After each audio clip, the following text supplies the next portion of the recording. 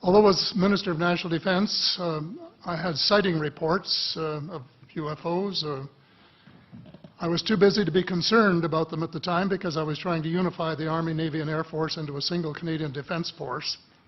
And that itself was a kind of battle to the finish. So this was not high on my agenda. But about 10 years ago, I started getting interested due to a young man from Ottawa sending me material on the subject. I told him I was too busy to read it, but he had confidence that someday I would.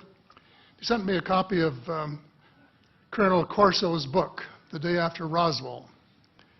It took me a while to get around to reading it, but I took it for my summer reading in 2005 and was really impressed with what was contained in it.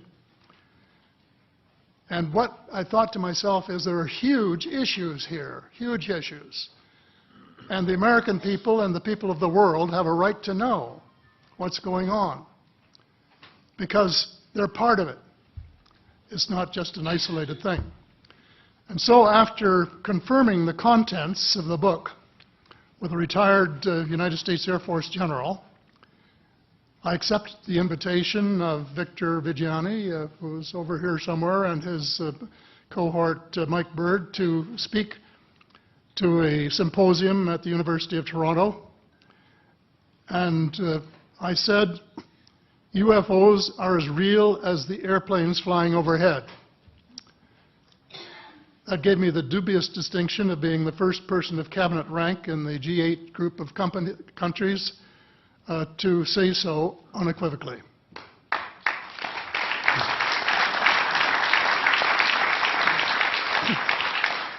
First is that about in the 1960s sometime, it was a flotilla of UFOs headed south that crossed into NATO territory in Europe. And the Commander-in-Chief of the Supreme Allied Headquarters in Europe was naturally very shaken. Fortunately, or maybe divine providence, before the panic button was pushed, the flotilla turned around and headed back north. Obviously, they had thought maybe they were Russian and they were very concerned about it. Anyway, an investigation was launched into this whole subject, and a document was prepared which concluded that at least 4 species had been visiting Earth for thousands of years. And this is my own view at this stage as well. So, except for that, there are just a couple of things that we've talked about that I'd like to refer to. And one was that we were referring to them as they until this morning when Linda Moulton Howe, I think she was the first one, actually named 3 different species. I have brought my latest book called Light at the End of the Tunnel, A Survival Plan for the Human Species, as an aide-memoir, and I name 5 different species here. I'm aware of more now.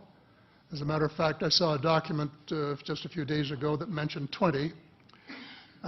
And I think you, Mr. Chairman, were interested in some of the places they might come from.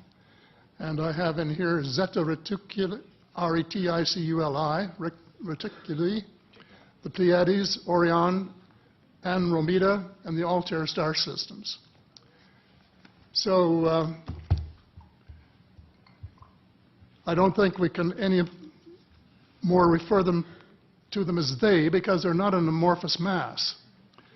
They are different species and consequently may have different agendas. I don't think we can say that they all have the same agenda any more than we could say that the United States, China, and Russia had the same agenda. Our real interests may be very similar, but as of now, our perceived interests are still quite far apart.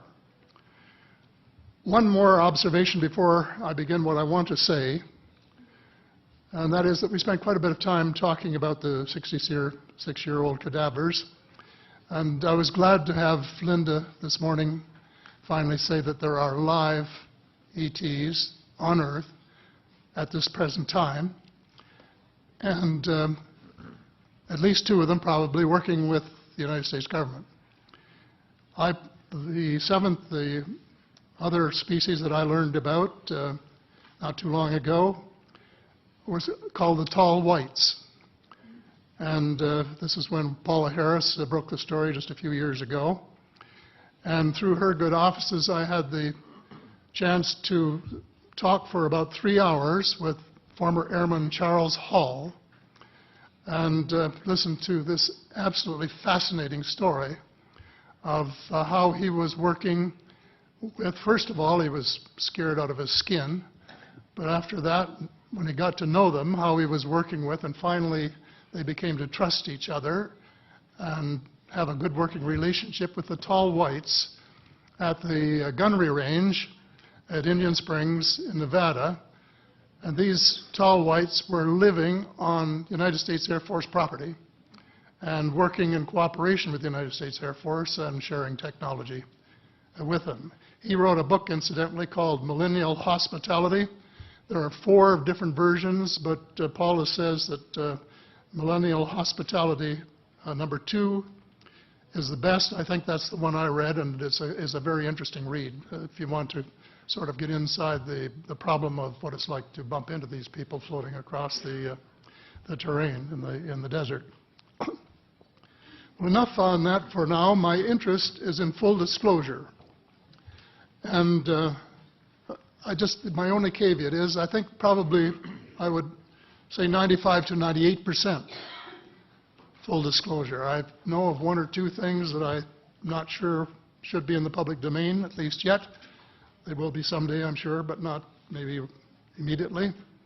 But just as children survive the idea of the Tooth Fairy and Santa Claus when they become adult, I think that tax-paying citizens are quite capable of accepting the new and broader reality that we live in a cosmos teeming with life of various sorts.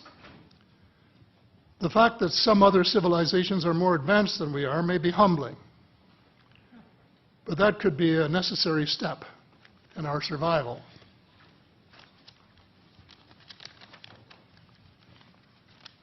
The world is an unholy mess. We have at best until the end of this decade. In my book, I said we have 10 years to stop global warming if we don't want it to be beyond the point of no return. 2 years has gone past since it was written, so I say we have until the end of the decade to arrest global warming. Yet our leaders don't even talk about it very much except in a superficial way. They appear to be more interested in starting wars to control more oil and, in effect, prolong the gravity of the threat. Of course, even if they took the problem seriously, they wouldn't have the finances to finance the transition from oil to the clean economy, to clean energy, because we have an infinitely silly banking and financial system in the Western world.